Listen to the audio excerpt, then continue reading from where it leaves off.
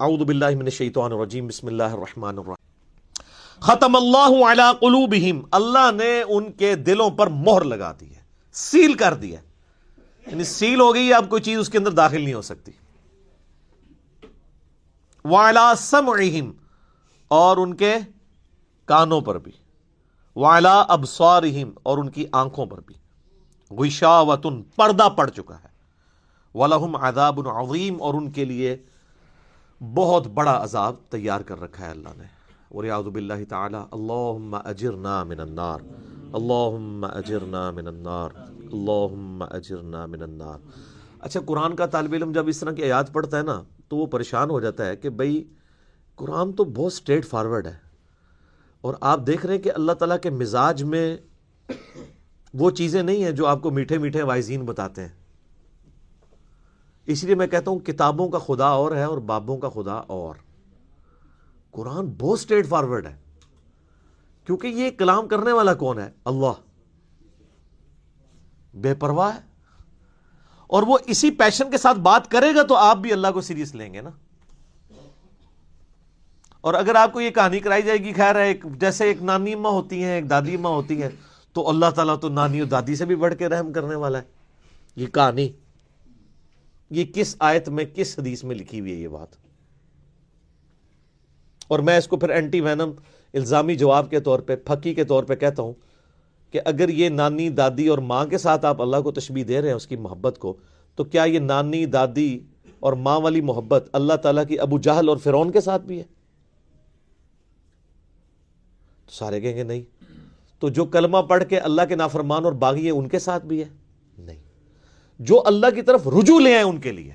پورے قرآن میں ایک آیت بھی ایسی نہیں ہے کہ جو اللہ کا باغی ہو، رجوع نہ لانے والا ہو، اللہ کہتا ہوں میں اس کو معاف کرنے والا ہوں۔ ہمیشہ یہ ہے کہ جو توبہ کر لے، اپنی اصلاح کر لے، رجوع لے آئے۔ یہ درجنوں آیات ہیں، وہ وقت کے ساتھ آئیں گی، ورنہ تو میں اسی آیت کے اوپر ہی پورا یہ لیکچر ختم کر دوں گا، پھر آپ کا وہ یہ مصحف تو پچھلا تو 9 سال میں ختم ہوا ہے، یہ 18 سال میں بھی ختم نہیں ہونا۔ لیکن جنرل میں بات ضرور کروں گا تاکہ آپ کو ایک کنسیپٹ کلیئر ہو کہ جو باتیں بتائی گئی ہیں بالکل نان سینس باتیں ہیں، اس طرح کا کوئی کنسیپٹ نہیں ہے اسلام کے اندر۔ ایک میرا یوٹیوب پہ کلپ بھی ہے، اللہ کی رحمت سے دھوکہ، وہ آپ کلپ دیکھیں، میں نے اس میں کراس ریفرنس کے طور پہ کئی آیات پیش کی ہیں کہ یہ آپ کو بالکل کہانی کرائی گئی ہے۔ اللہ تعالیٰ اپنے معاملات میں بہت سخت ہے۔ اچھا، اس کی وجہ سے بعض لوگوں کے دماغ میں یہ بھی آ جاتا ہے کہ یار اللہ تعالیٰ دیکھو مور لگا دیتا ہے، نعوذ باللہ، اللہ تعالیٰ کی اپروچ بڑی کوئی فنیٹک والی ہے، نعوذ باللہ۔ ایسا نہیں ہے، یہ ان لوگوں کے لیے جو جان بوجھ کے حق سے اناد کرتے ہیں، تو پھر اللہ تعالیٰ کہ غضب کا کوڑا ان پہ پڑتا ہے کہ یار ان کو بات سمجھ بھی آ گئی تھی، اس کے باوجود انہوں نے یہ کیا ہے، اب میں ان کو نہیں چھوڑوں گا، اب ان کے اندر ہدایت داخل بھی نہیں ہو سکے گی۔ یہ بہت، یعنی اس کو کہتے ہیں پوائنٹ آف نو ریٹرن۔ اب اس پہ اللہ تعالیٰ کو کوئی پوچھ نہیں سکتا، اس کو اللہ نے بین کیا ہے۔ لا يسأل عما يفعل وهم يسألون، اللہ کو کوئی نہیں پوچھ سکتا اس نے کوئی کام کیوں کیا ہے، اللہ ہر ایک کو پوچھ سکتا ہے۔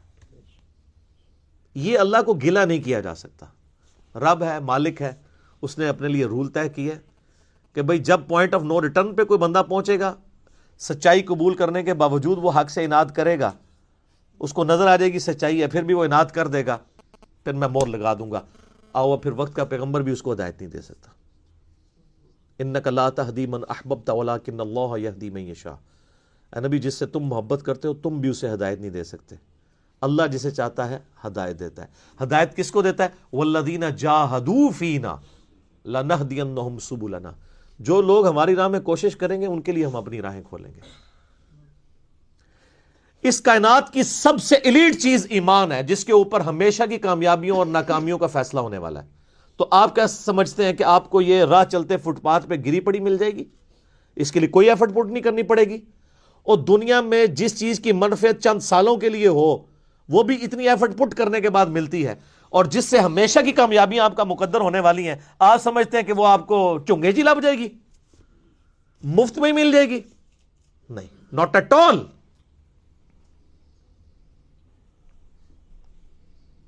میری وائف نے جب پہلی دفعہ قرآن پڑھا نا شادی کے بعد، میں نے اس کو ایک قرآن کلاس ہوتی تھی رمضان شریف میں، تو میں نے کہا میں بچے وغیرہ میں دیکھوں گا، تم نہ صرف ایک دفعہ قرآن پڑھ لو۔ تاکہ تمہیں پتہ چلے قرآن میں لکھا کیا ہوا ہے. قرآن آپ اکیلے بیٹھ کے تو ظاہر ہے اس طرح نہیں ہے, اب ایک ماحول ہوتا ہے, ایک ڈیکورم ہے, کلاس ہے, جس طرح یہاں لوگ بیٹھے ہیں. تو رمضان میں پورا قرآن اس نے مکمل کیا نا, تو میں نے اس سے پوچھا تم نے کیا یعنی اس سے حاصل کیا؟ اس نے کہا جی اللہ بہت سخت ہے, اور جس خدا کا تعارف ہمیں ہمارے ماں باپ اور یہ معاشرہ کرواتا ہے وہ خدا نہیں ہے جو قرآن میں ہے. اللہ تو اپنے معاملات میں بہت سخت ہے. یہ کتاب انذار ہے, تبشیر اور بشارت ان کے لیے جو بات مانتے ہیں, جو نہیں مانتے ہیں ان کے لیے عذاب کا کوڑا ہے یہ کتاب.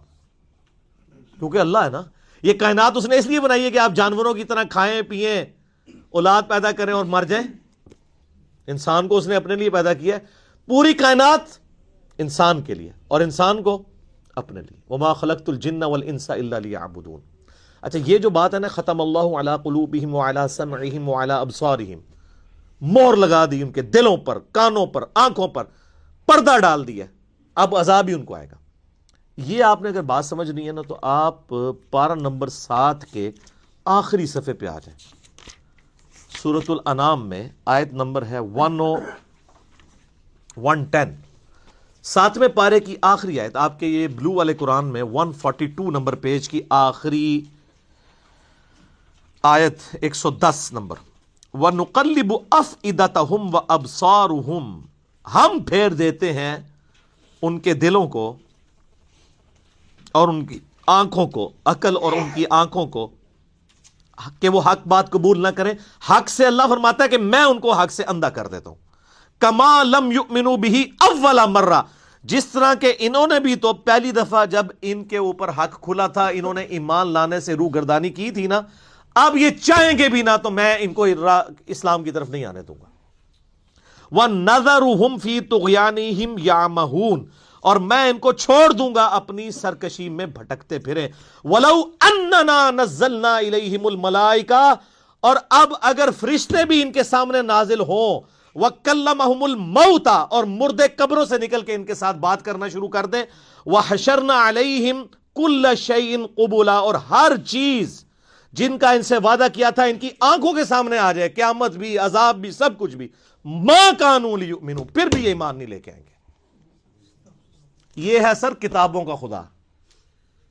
یہ نانی اماں, دادی اماں اور ماما نہیں ہے, یہ اللہ ہے. کتنی سختی ہے کہ فرشتے بھی. اب مجھے بتائیں کسی سے مردہ نکل کے قبر سے کہے کہ میری تو پھینٹی لگ گئی ہے, آپ کو تو پوری زندگی نیند نہیں آنی ہے, لیکن اللہ فرما رہا ہے پھر بھی یہ مان نہیں لے کے آئیں گے. کر لو جو کر. یہ اللہ کہہ رہا ہے. آمین. الا ان یشاء اللہ, ہاں اگر اللہ ہی چاہے زبردستی کسی کو اس طریقے سے ہدایت دے دے وہ الگ بات ہے. ولکن اکثرهم یجہلون, لیکن اکثر لوگ جہالت کا شکار ہیں. وہ اپنی وشفل تھنکنگز کے اندر, امانیہم جنہیں کہا گیا, وہ ان میں پھر رہے ہیں, پھرتے رہے. اللہ تعالیٰ اپنے معاملات میں بہت سخت ہے میرے بھائیوں. اللہ کو سیریس لینے کی ضرورت ہے. ظاہر ہے اس کائنات کی ایک ہی حقیقت ہے, وہ اللہ ہے. اگر اس کو کوئی سیریس نہیں لیتا تو اللہ تعالیٰ کے لیے کیا ہے؟ وہ تو اپنے نبی سے 3 دفعہ قرآن میں کہلوا رہا ہے, قل انی اخاف ان عصیت ربی عذاب یوم عظیم.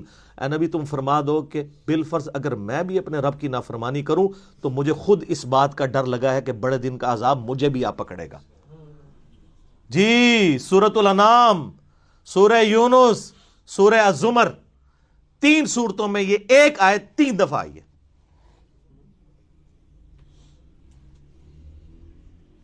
آپ مجھے بتائیں جو آپ کو کہتے ہیں جناب ہم بخشوا لیں گے, ہم اپنے مریدوں کو لے جائیں گے, اور تو انہوں کھنگن نہیں دینا کسی نے ہوتے. تو یہ اس لیے کہ نہ انہوں نے خود قرآن پڑھا ہوا ہے اور نہ آپ کو پڑھنے دیں گے, ورنہ آپ کا دماغ کھل جائے گا. او جی گاڈ از آل لونگ, یہ کرسچنز نے بھی ایک دھوکہ دیا ہے نا, گاڈ از آل لونگ. تو میں نے ان کو بھی پھکی دی تھی کہ اگر گاڈ از آل لونگ ہے اور وہ آل لونگ کا کانسیپٹ پھر صوفیاء کے ہاں ادھر مسلمانوں میں بھی داخل ہوا, وہ جی اللہ کو ہماری نمازیں چاہیے. اور سر اللہ نے کب کہا مجھے تمہاری نمازیں چاہیے؟ اللہ کہتا ہے تمہیں تمہارے لیے نمازیں چاہیے, اللہ کے لیے نہیں, اپنے لیے.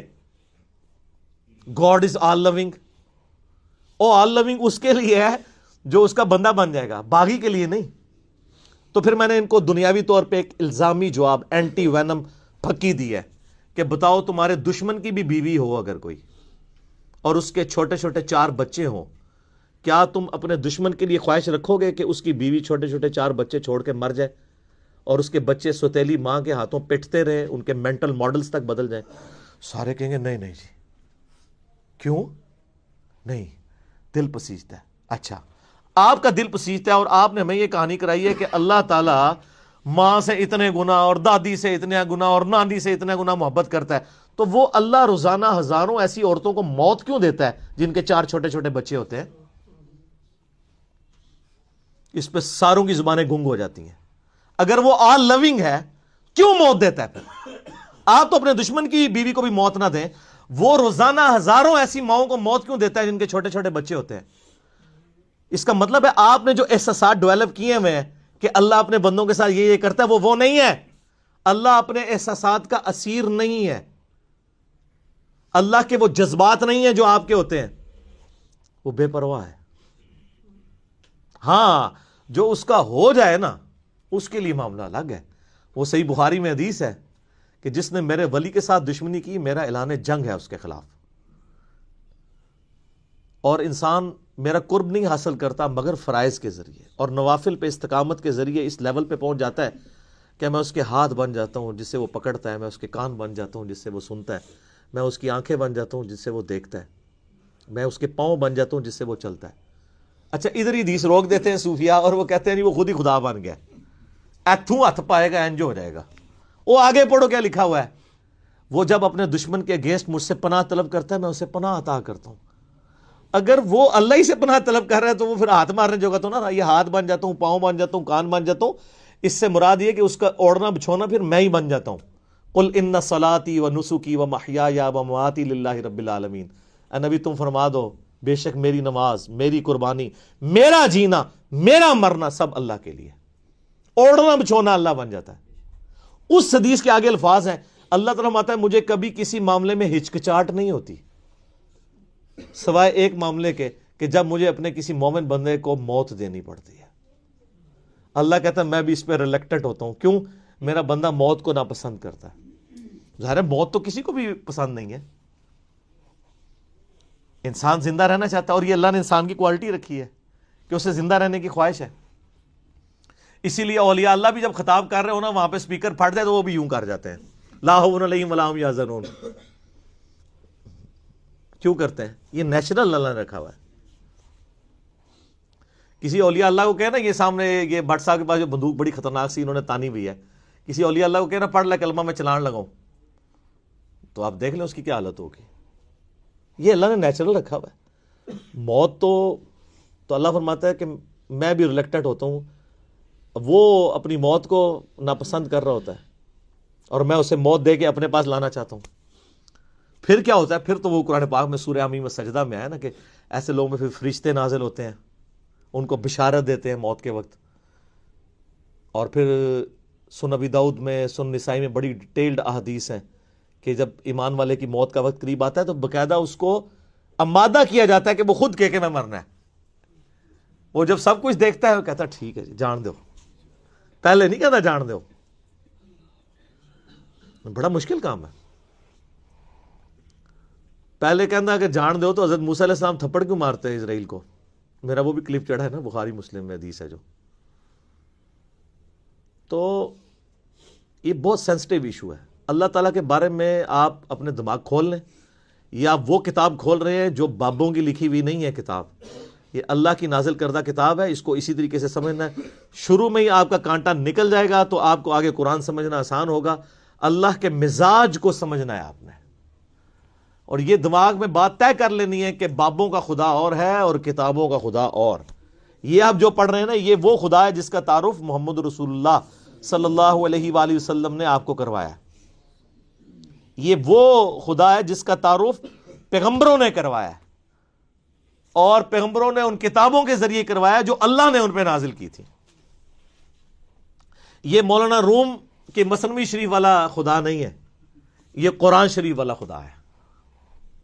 ٹھیک ہے، وہ کہتے ہیں وہ مثنوی مولانا روم جو ہے وہ فارسی کا قرآن ہے، استغفر اللہ تو بولی ایڈیاں کہانیاں، ایڈے جھوٹ، اتنی انبیاء کی گستاخانہ واقعات اس کے اندر ہیں، اور اس کو کہتے ہیں فارسی کا قرآن ہے۔